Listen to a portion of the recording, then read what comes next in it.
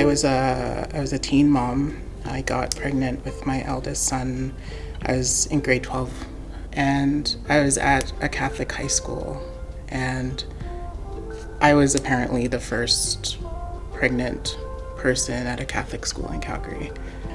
Thankfully, when I was having birth, my sister, much like you shared, she's a nurse. She has always been a nurse. At that time, she was a maternal nurse, though, so she was there with me, and she helped me through that process, because when I got there, the nurses were just like, are you sure you're supposed to be here? Like, where's your parents? Like, because I just showed up, and she wasn't there yet, so they were just confused, and it wasn't very warm. Like, come in, we have a bed for you. You're going into labor. It was very cold until she arrived, and she just kind of took over. And then I remember having calls like from social workers, and just like those eyes, like, you're not doing anything right. And my sister wasn't there, and I was just like, I have never had a baby before, and I'm just trying to finish my exams, and I don't know. And it's just like the ridicule, and then the church was just like, what is this? And there was a rule, like, I wasn't allowed to bring him to church because he was what's it called, wedlock. He was born out of wedlock. So there's that, and then trying to baptize him was another thing.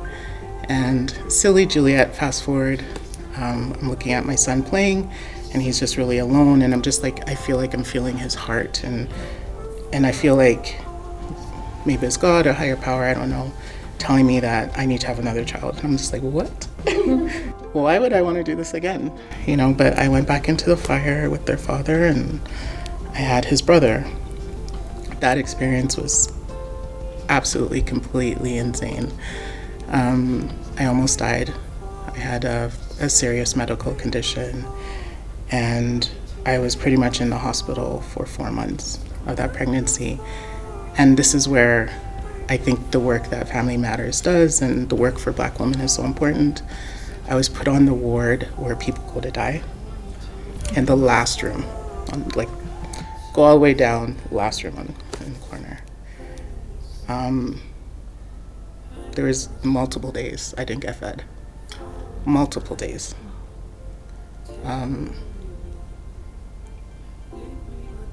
I had, it's ironic because I wasn't fed, but at any given minute of the day, to not get into too much details, I had stuff that if you look in my eyes, you can kind of see what I was going through. So 4 o'clock in the morning, 12 o'clock at noon, doesn't matter. I could be fast asleep. Some random specialist who flew in from Sri Lanka or wherever, because I had something that nobody had that was living. So I was this special, like, case. And then when I did reach out for help, it's just like, well, look at you, you're driving a truck, you're okay. And not seeing all the things that were behind that, or where that truck came from, or where this supposed money was going. And so I think for people of color, women of color having babies, there's like so much work to be done.